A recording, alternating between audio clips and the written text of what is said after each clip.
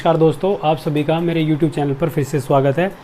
जो कर्मा आयुर्वेद को हम एक्सपोज कर रहे हैं, उन वीडियोस पर आप इतना प्यार दे रहे हो, इतने व्हाट्सएप पर मैसेज आ रहे हैं, इतने मेरे पास बिल आ रहे हैं, इतने प्रूफ्स आ रहे हैं, तो मेरे को लग रहा है ये स्कैम बड़ा हाई लेवल का स्कैम हो सकता है। तो मैं धीरे धीरे इसके और डीप अंदर जाने की कोशिश कर रहा हूँ। इसी बीच जो हमने लास्ट जो ओपन चैलेंज किया था, पहले तो छाती ठोक के आ रहे थे कि ओपन चैलेंज कर रहा हूँ, कोई प्रूफ ला के दे दे। प्रूफ ला के दे दिए तो डर गए।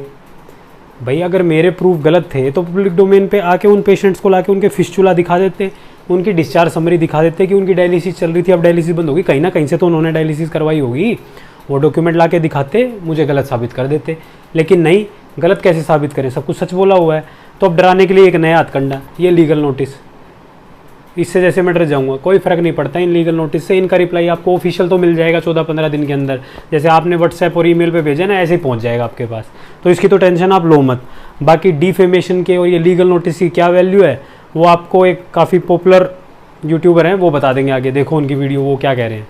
लीगल नोटिस है कोर्ट में, मतलब प्रोसीजर कोर्ट का मजाक होता है कि बस लॉ की डिग्री मिल गई 10-15 रुपए के, माइक्रोसॉफ्ट वर्ड हेडर पे 4-5 भारी भरकम वर्ड लिख के फॉल्स नोटिस भेज दो किसी को भी, ओ माय गॉड केस हो जाएगा, वीडियो अपॉलॉजी ले लो। किसी लॉयर से या बंदे से आए हुए लीगल नोटिस की वैल्यू आपके घर के डस्टबिन के बराबर होती है। लीगल नोटिस हमेशा कोर्ट के थ्रू आता है, वकील के और क्लाइंट के बिहाफ पे। कोर्ट डिसाइड करता है कि ये डिफेमेशन है या नहीं है। देख लिया, इतनी ही वैल्यू है इस लीगल नोटिस की।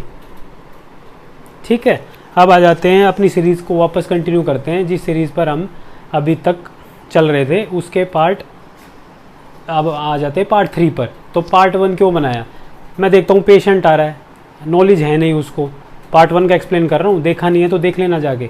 और फादर बीमार है तो आदमी क्या, मैं तो दिल से कनेक्ट करता हूँ पेशेंट से। मेरे को दिखता है उनके फादर में अपना फादर, कि जब मैं अपने पिता को लेके घूम रहा था इधर उधर हॉस्पिटल्स में, कैंसर था मेरे फादर को, लास्ट ईयर एक्सपायर हो गए, तो इधर उधर लेके घूम रहा था, तो मेरे को दिख रहा था कभी इसके साथ ऐसा कुछ ना हो जाए। तो मैं तो दिल से कनेक्ट करता हूँ, सही रास्ता मैंने दिखाया। पेशेंट मेरे साथ खड़ा है अब भी, कह रहा है सर कोई डरने की ज़रूरत नहीं है, कोर्ट केस होने तो कोर्ट में मैं आऊँगा डॉक्यूमेंट लेके सारे। उसी सीरीज़ में अब आगे हम एक पेशेंट को और दिखाने वाले हैं। संजय नांदल जी नाम है अंकल का। मैं तो बहुत रिस्पेक्ट करता था उनकी, काफ़ी बात होती थी हमारी आपस में, हमारी तो बहुत फ्यूचर प्लानिंग थी। अंकल जी कहते थे कि हॉस्पिटल खोलेंगे, कहते थे मेरी ज़मीन है, चलो उसमें बेटा तेरा हॉस्पिटल खुलवाऊँगा मैं। और कर्मा आयुर्वेद से ठगे हुए थे। तो उस समय हम वीडियो बनाने की प्लान कर रहे थे, लेकिन उनकी थोड़ी तबीयत ख़राब हो गई, वो फिर एक्सपायर हो गए और हम वीडियो बना नहीं पाए। मैंने फिर कभी डिस्कस नहीं किया। आंटी जी और उनके लड़के से मेरी बात होती रहती थी, लेकिन मैंने कभी डिस्कस नहीं किया, क्योंकि मैं किसी की फैमिली के पीस को डिस्टर्ब नहीं करना चाहता था। क्या पता किस दुख की घड़ी से वो गुजर रहे हैं। तो मैंने बिल्कुल कभी इस बात का जिक्र ही नहीं किया कि आंटी जी वो प्रूफ्स मेरे को दे दो और मेरे को वीडियो बनानी है।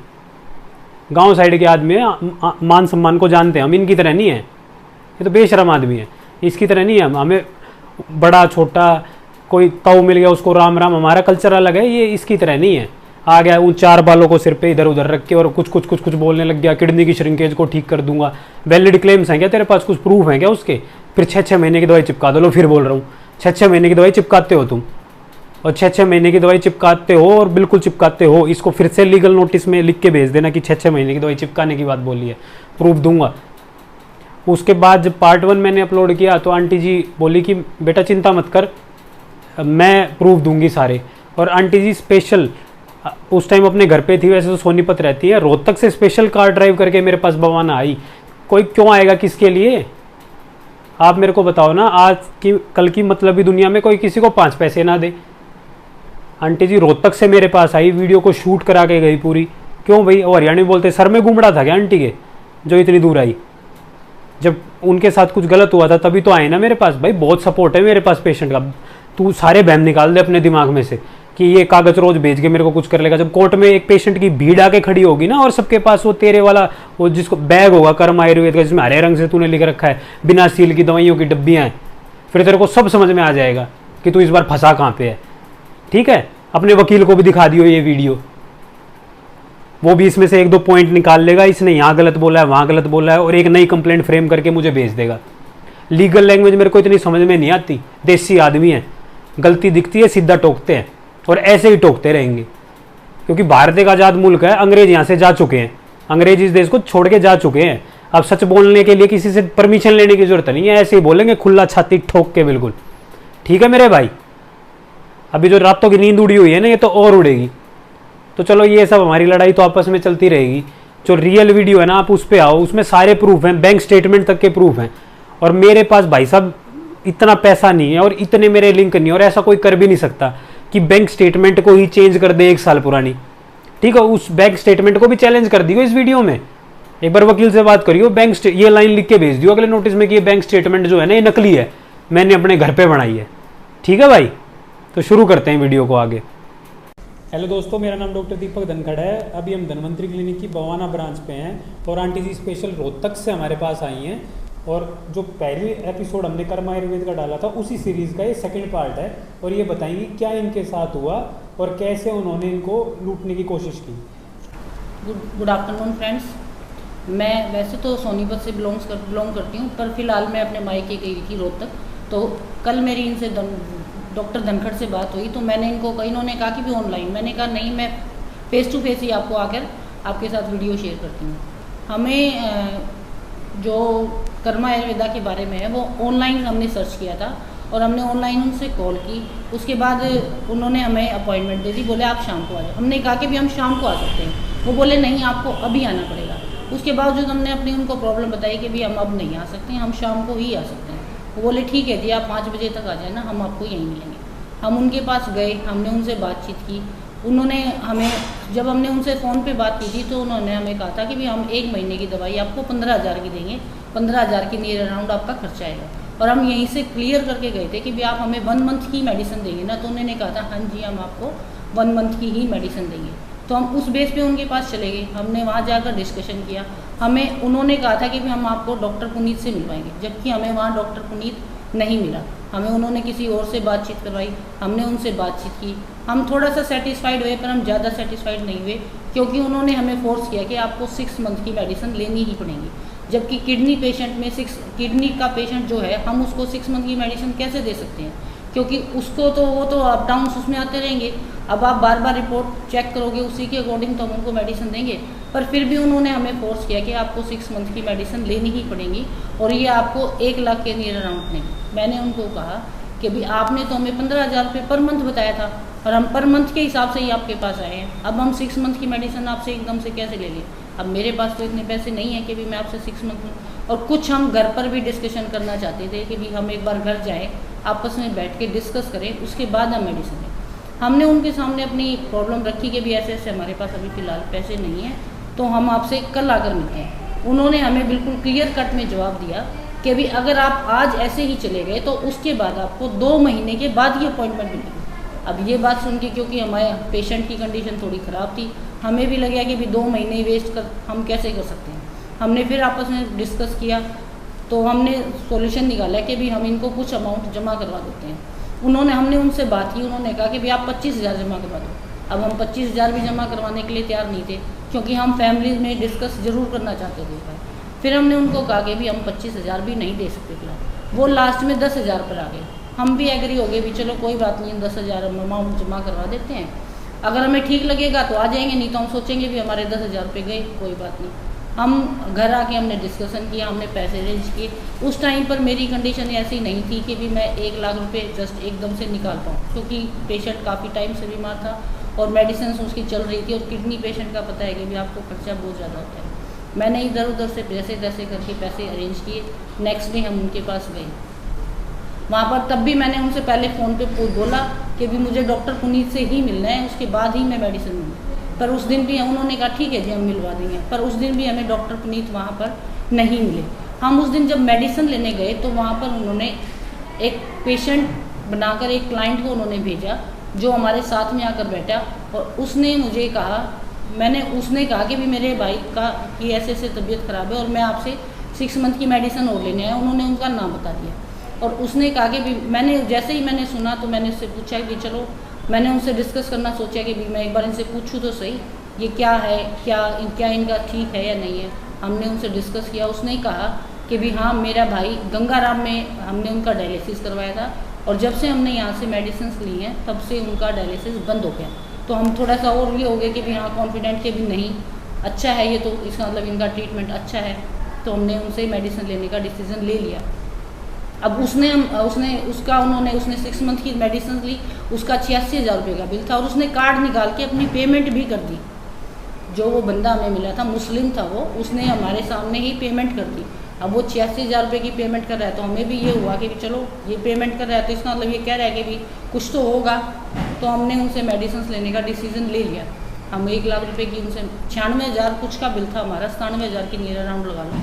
हम उनसे मेडिसिन लेकर 6 मंथ की हम उनसे उस पूरे अच्छे से मैंने अपने जितने मेरे मन में डाउट्स थे मैंने सारे क्लियर किए, सारा उनसे पूछा कैसे क्या है कैसे क्या नहीं है। मैंने उनको कहा कि भी अगर हम नेक्स्ट वीक हम फिर आएंगे आपसे। उन्होंने कहा कि भी आपको आने की ज़रूरत है ही नहीं, आप अपनी रिपोर्ट्स हर वीक व्हाट्सएप पे शेयर करते रहना और हम आपको बताते रहेंगे। मैंने उनको वहीं पर बोला कि भी आप मेरे पास शाम को 4 बजे के बाद कॉल करना, क्योंकि उससे पहले मैं बिज़ी होती हूँ, मैं अच्छे से बात नहीं कर पाऊँगी। कॉल मैं उठा लूँगी पर मैं ज़्यादा डिस्कस नहीं कर पाऊँगी क्योंकि मैं टीचर हूँ। अब मैं डिस्कस कर नहीं सकती स्कूल टाइम में, हमें फ़ोन उठाना अलाउड नहीं है। तो उन्होंने कहा चलो ठीक है मैम। अब मैं उनको बाकायदा रिटर्न में लिखवा कर आई कि भी मेरे पास 4 बजे के बाद ही कॉल करें। हम उनसे आ गए। अब हम हर वीक रिपोर्ट करवाते, उनको रिपोर्ट भेजते, वो वही 12 बजे के आसपास मेरे पास कॉल करते और मैं उनको कहती कि भी शाम को 4 बजे कॉल करना। अब मैं उनको शाम को 4 बजे उनकी वेट करती, वो फ़ोन नहीं करते तो मैं 5 बजे कॉल करती। कॉल करने के बावजूद वो कहते कि वो बिज़ी हैं, अभी बात नहीं कर सकते, अभी बात नहीं हो पाएगी, अभी ये नहीं हो पाएगा, उनके वही बहाने चलते रहते। हमने सोचा भी चलो देखी जाएगी। फिर हम दोबारा नेक्स्ट टाइम उनसे मिलने के लिए चले गए। हमने अपॉइंटमेंट ली, हम मिलकर आए, तभी भी हमें वहाँ पर डॉक्टर पुनीत नहीं मिले। हमने डॉक्टर पुनीत की वहाँ पर शक्ल ही नहीं देखी। हम सेकंड अपॉइंटमेंट लेकर मिलकर आ गए। हमने जो हमारे मन में डाउट्स थे वो हमने क्लियर किए, पर क्रेटिन लेवल हमारा बिल्कुल भी कम नहीं आ रहा था, बढ़ता ही जा रहा था। सेकंड अपॉइंटमेंट ले ली, दिखाया है, जो मन में डाउट्स थे वो पूछ कर आए। थर्ड अपॉइंटमेंट में फिर हम गए। थर्ड अपॉइंटमेंट लेने के बावजूद फिर हम उनसे बात करके डिस्कशन करके हम गए। कुछ मेरे मन में कुछ ऐसा डाउट पता नहीं क्यों आया, हम चौथी बार जब हमने उनसे बिना ही अपॉइंटमेंट लिए हम वहाँ पर पहुँच गए। अब चौथी अपॉइंटमेंट थी, उनको पता नहीं था हम आए हैं, तो उन्होंने पहले तो हमें कहा कि भी आप वेट करो। हम वहाँ पर 2-2:30 बजे के अराउंड पहुँच गए थे। हमने 5 बजे तक वहाँ वेट किया। वो बोले जी आपको वेट करना पड़ेगा क्योंकि आपने अपॉइंटमेंट नहीं ले रहे। हमें ये था भी चलो हमारा पेशेंट सेटिस्फाइड होना ज़रूरी है। हम वेट करते रहे। 5-5:30 बजे जब उनके सारे पेशेंट जा चुके तब उन्होंने हमें ऊपर बुलाया। हमने तो उस दिन भी हमें डॉक्टर पुनीत तब भी नहीं मिले। मैंने वहाँ जाकर भी बोला कि भी मुझे तो डॉक्टर पुनीत से मिलना था, आप बार बार मुझे झूठ बोल देते हो कि भी हाँ डॉक्टर पुनीत मिलेंगे, और वो हमारे को एक बार भी नहीं मिले। भाई आपका जो मेन डॉक्टर है वो किसी पेशेंट से मिल ही नहीं रहा, तो आप क्यों कहते हो कि भी हाँ डॉक्टर पुनीत आएगा? क्या है इसका रीज़न? ये भी तो आपको सोचना चाहिए ना कि भी कोई आपसे मिलने के लिए आ रहा है और वो मिल ही नहीं रहा। हम किसी भी जूनियर डॉक्टर से आपसे मिलकर आ जाते हैं। पेशेंट तो तभी सेटिस्फाइड होगा जब डॉक्टर पुनीत उससे मिलेगा। हम उनसे डिस्कशन किया, उन्होंने जैसे तैसे करके हमें सेटिस्फाइड कर दिया भी कोई बात नहीं, आप आ जाओ, आप चले जाओ, और नेक्स्ट टाइम आप आओगे तो आपको डॉक्टर पुनीत मिलेंगे। उन्होंने कहा कि डॉक्टर पुनीत आजकल यहाँ पर नहीं है, वो बॉम्बे में है।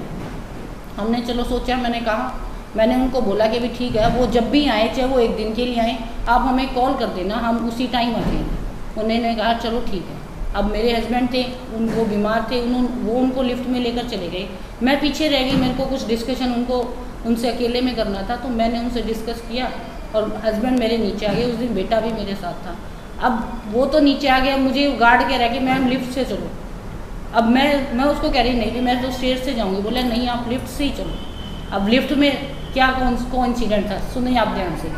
क्या हुआ, वो लिफ्ट खुली, लिफ्ट में वो जो मुस्लिम अपने भाई की मेडिसिन लेने के लिए आया हुआ था, वो लिफ्ट में मेरे सामने खड़ा हुआ था और उसके साथ गार्ड ने कहा कि मैडम अंदर आ जाओ, जबकि उस ड्राइवर ने उस गार्ड को धक्का देके और फटाफट लिफ्ट बंद की और वो नीचे आ गया।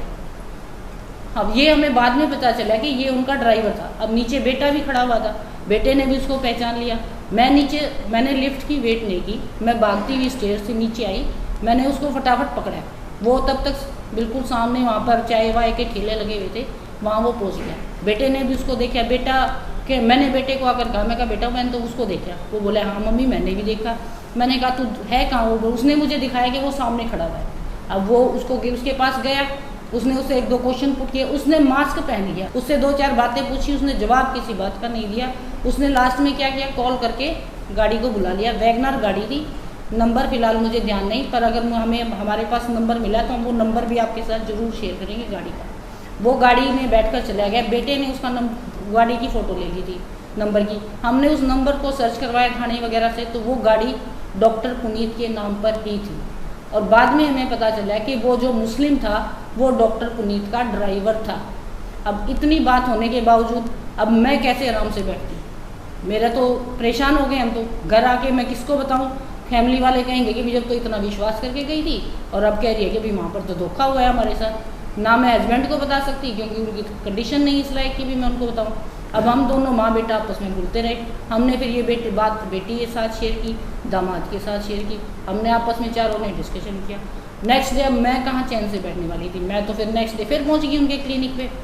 मैं उनसे अच्छे से बातचीत करके आई। मैंने उनके वहाँ पर नीचे भी मैंने गलती थी मेरी, मैंने वहाँ पर काफ़ी हंगामा किया क्योंकि मेरे साथ धोखा हुआ था, इसलिए मैं वहाँ पर कुछ ज़्यादा ही बोली।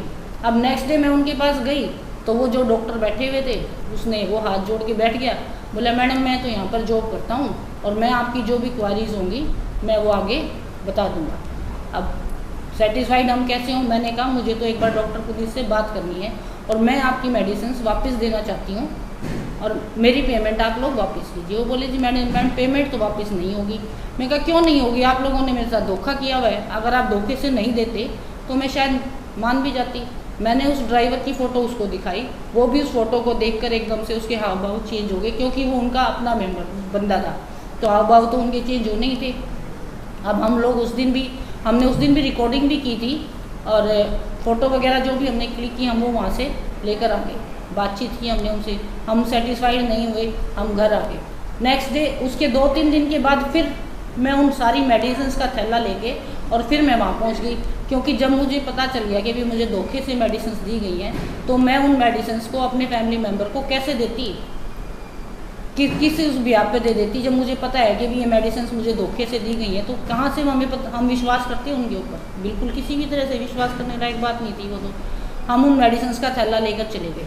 हमने जाकर रिसेप्शन पे बात की, उन्होंने हमें बिल्कुल इग्नोर करने की कोशिश की कि भी पता नहीं कौन आए हैं कौन नहीं आए हुए। मैंने कहा कि मुझे तो अपनी पेमेंट वापस चाहिए, जितना भी है मैं आपकी बची हुई मेडिसिन वापस लाई हूँ और मुझे मेरी पेमेंट वापस चाहिए क्योंकि आपने मुझे धोखे से दवाई दी है और मैं ये दवाई अपने हस्बैंड को नहीं खिला सकती। उन्होंने कहा कि ठीक है मैडम आप बैठो, हम डॉक्टर पुनीत से बात करते हैं। मैंने उनसे पूछा क्या डॉक्टर पुनीत यही हैं? बोले नहीं वो बॉम्बे हैं।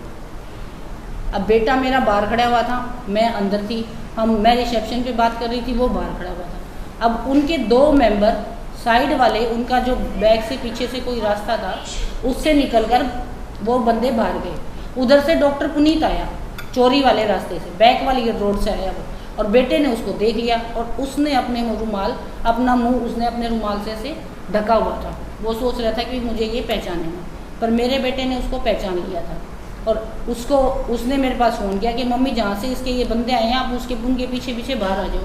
मैं भी बाहर आ गई। हमने देखा तो वहाँ डॉक्टर पुनीत खड़ा हुआ था। मैंने पूछा कि आप ये कहाँ से आ गए? आप तो कह रहे थे वो बॉम्बे है। बोले नहीं मैडम ये यहीं थे और हमें पता नहीं था। हमने वहाँ पर बेटे ने उसको 2-4 अच्छा बुरा जो भी उसने कहा, क्योंकि गुस्से में था वो तो बोलना जायज़ था उसने उसको कहा और मैंने उसको कहा कि सर मुझे मेरी पेमेंट। उसने कहा कि मैम आप क्या सॉल्यूशन चाहते हो? मैं कहा सर मुझे मेरी पेमेंट वापस चाहिए क्योंकि मेरे को आपकी मेडिसिन नहीं लेनी। बोले आप 3 महीने की दवाई खा चुके हो, 3 महीने की बाकी है। मैं कहा हमने 2 महीने की खाई है, 4 महीने की हमारी बाकी है और मुझे पेमेंट पूरी चाहिए क्योंकि आपने मेरे साथ धोखा किया है। उन्होंने 1 सेकंड भी नहीं लगाई, डॉक्टर पुनीत ने अपने उनको कहा कि भी इनकी पेमेंट वापस कर दो बिना सेकंड गवाए, क्योंकि वो अपनी गलती में था। उसकी ड्राइवर की फ़ोटो देख के उसके होश उड़ गए थे। गाड़ी का नंबर दिखाया तो भी उसकी मतलब हवाइयाँ उड़ गई थी, उसके चेहरे की रंगत फीकी पड़ गई थी। ये सारी चीज़ें देख के उसने 1 सेकंड में उनको कहा कि भी इनकी पेमेंट वापस कर दो और बोले मैडम आप अपने घर जाओ। मैंने कहा मैं जब तक घर नहीं जाऊँगी जब तक मेरी पेमेंट मेरे अकाउंट में नहीं आ जाएगी। उनका जो प्रोसेस था, कहते मैडम अब बैंक बंद हो गया, आपकी पेमेंट बाद में आ जाएगी। मैं कहा बैंक कैसे बंद हो गया? मैंने भी ऑनलाइन पेमेंट की थी, आप भी मेरी ऑनलाइन पेमेंट कर दो। मैं अपनी पेमेंट ले बिना यहाँ से नहीं जाऊँगी। फिर उन्होंने जल्दी ही मेरी पेमेंट वापस की। फिर हम वहाँ से आए। तो ये कर्मा आयुर्वेदिक वालों की बहुत बड़ी सच्चाई है। इस धोखेधड़ी से बचो। आप लोगों के लिए है ये वीडियो। धन्यवाद। जैसा कि आपने वीडियो में देखा, अब मैडम को इससे कोई फ़ायदा नहीं है। ये रोहतक से यहाँ पे आई है, इनको क्या फ़ायदा है? अपना पूरा दिन खराब करके आई हैं। मैं यहाँ पे बैठा हूँ, कोई हमें इस वीडियो को बनाने के लिए कोई पैसा मिलेगा हमें? बस हम ये सोच के इस वीडियो को बना रहे हैं कि जो इनके साथ हुआ है वो किसी और के साथ ना हो। आपका फैमिली मेम्बर आपके लिए भी इम्पोर्टेंट है, हमारे लिए भी इम्पोर्टेंट है। किसी का पिता बीमार है, किसी की मम्मी बीमार है, किसी का भाई बीमार है, किसी की बहन बीमार है। अगर उनके साथ ये धोखा हो और भगवान ना चाहे मान लो उनके साथ कुछ अनहोनी हो जाए, तो क्या पुनीत उनको वापस ला के दे देगा क्या? तो पुनीत जो ये कर रहा है, इन चीज़ों को डॉक्टर पुनीत को बंद कर देना चाहिए। अब जैसा कि उन्होंने मेरे को परसों कॉल करके धमकी दी है, इन धमकियों से तो मैं डरने वाला हूँ नहीं, मेरे को फ़र्क नहीं पड़ता 1% भी। सच्चाई बोलने में अगर मेरे को कुछ हो भी जाता है तो भी मेरे को कोई फ़र्क नहीं पड़ता, क्योंकि सच्चाई हमेशा जीतेगी सच्चाई। तो आप हमारे साथ बने रहें, ऐसे आगे हम और भी एपिसोड लाते रहेंगे। और जो डॉक्टर पुनीत से मेरी फ़ोन पे बात हुई है उस रिकॉर्डिंग को भी हम आपके साथ शेयर करेंगे। धन्यवाद। और अगर आपके साथ भी कुछ हुआ है तो आप भी हमारे साथ शेयर कर सकते हैं। हमारा व्हाट्सएप नंबर है 9625400576। उस पर जो भी डिटेल्स हैं, जैसे आपको ठगा गया है वो सब हमें बताएं, ताकि इन सारे ठगेश्वर को, इन दुकानों को हम बंद कर सकें। और ऐसे ठग और भी हैं, उनको भी हम धीरे धीरे कवर करेंगे। हमें किसी का डर नहीं है और ना आप किसी से डरें। देख लिया इस वीडियो में जो आपने बैंक स्टेटमेंट देखी, उसमें इन्होंने पूरे पैसे ट्रांसफ़र करें। जब तुम्हारी गलती कुछ नहीं थी तो पैसे क्यों ट्रांसफ़र करे? जब तुमसे कोई गलती नहीं हुई तो पैसे क्यों ट्रांसफ़र किए? तुम्हारी रिफंड और रिटर्न पॉलिसी तो ये कहती है कि आप पैसे किसी के रिफंड नहीं करोगे। यही है ना आपकी रिफंड और रिटर्न पॉलिसी, की रिटर्न नहीं करेंगे। और खाई हुई मेडिसिन के भी आपने रिटर्न कर दिए। ऐसा तो इतिहास में पहली बार सुना, जो मेडिसिन पेशेंट ने कंज्यूम कर ली, चोरी पकड़ी गई तुम्हारी। चोर की डाडी में तो तिनका होता है। जिसकी चोरी पकड़ी जाती है वो क्या सोचता है कि इस बात को फटाफट दबाओ, जैसे मुझे दबाने की कोशिश कर रहे हो। मैं नहीं दबने वाला बिल्कुल भी। इस बहम को तो निकाल दो। यूट्यूब पे मेरे क्या क्या भेज रहे हैं लीगल नोटिस में। यूट्यूब में इसके 17,000 फॉलोवर है, इसने मेरी ब्रांड की ऐसी तैसी कर दी। ये 2 करोड़ रुपए, दो शक्ल देखिए 2 करोड़ रुपए की कभी कैसी होती है, मेहनत के पैसों की। चोरी करके तो चाहे कमा ले 50 करोड़ रुपए, मेहनत से कभी 2 रुपए कमाई हो, पसीना आएगा कमर तक। समझ में आई बात मेरी? एक लेबर है ना, सुबह से लेकर शाम तक मेहनत करता है, जब 500 से 700 रुपए कमाता है, करता है 2 करोड़ रुपए के। 2 रुपए तो ले लियो मेरे से, तू 2 करोड़ रुपए दूंगा तेरे को, आजा अभी देता हूँ ना, जगड़ बैठा हूँ, आजा तेरे को दूंगा 2 करोड़ रुपए। सूटकेस लाइयो और साथ में उस बाउंसरों को भी लाइयो जो 20-20 बाउंसर रखता है तू अपने साथ। वीडियो नहीं रोकूंगा बिल्कुल भी, चैलेंज समझ ले, कुछ भी समझ ले तू इसको, ठीक है? और दम है ना तो वीडियो का वीडियो में रिप्लाई दे, टुच्ची हरकतें मत कर कि कुछ भी कागज का टुकड़ा मेरे पास भेज दिया, ये तो ये तेरी डी फेम क्या करेंगे? तेरी वैल्यू ही नहीं है मार्केट में 2 पैसे की। टुच्चा आदमी है तू, 1 नंबर का झूठा चोर ठग। तू 90 95 हजार के बिल बना के भेजता है, 33,000 रुपए की तू पत्थरी की दवाई देता है। क्या है तू? 1 नंबर का ठग टुच्चा। बकवास करता है यहाँ पे आके, कुछ वीडियो भेज देता है मेरे पास। क्या फर्क पड़ता है मेरे को इनसे? क्या कर लेगा तू मेरा इससे?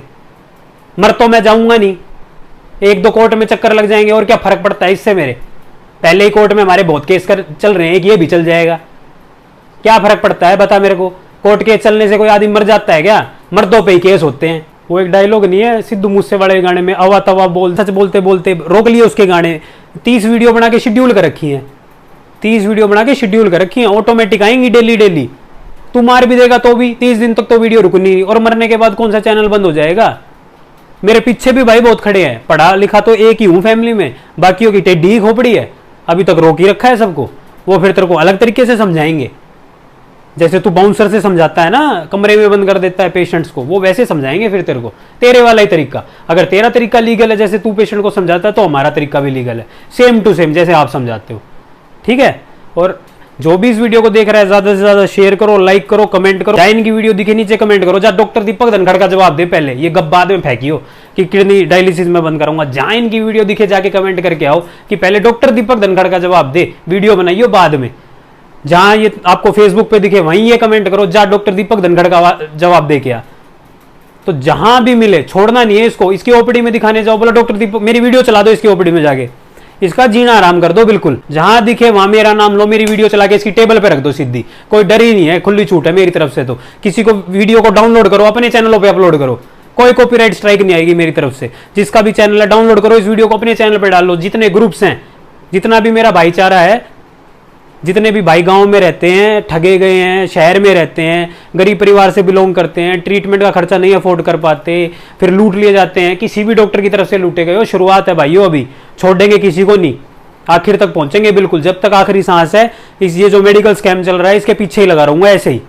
कर देना अक्षय कुमार के ऊपर जाके केस, जब उसने बनाया था मेडिकल फेटर्निटी के ऊपर, जब तो तू बड़ा बैठा था बड़ा आराम से। तो इस वीडियो को जितने व्हाट्सएप ग्रुप में लेना, सब में डालो, डाउनलोड कर करके रख लो भैया, क्या पता कल को क्या हो जाए। ये वीडियो गायब नहीं होनी चाहिए, डाउनलोड, मैं तो डिलीट करूंगा नहीं, फिर भी एहतियात के तौर पे सब इस वीडियो को अपने फोन में डाउनलोड करके रख लो और ग्रुपों में शेयर करो, लिंक भेजो इस वीडियो का सबके पास। फिर मिलते हैं कि नेक्स्ट वीडियो के साथ और वैलिड प्रूफ्स के साथ। धन्यवाद।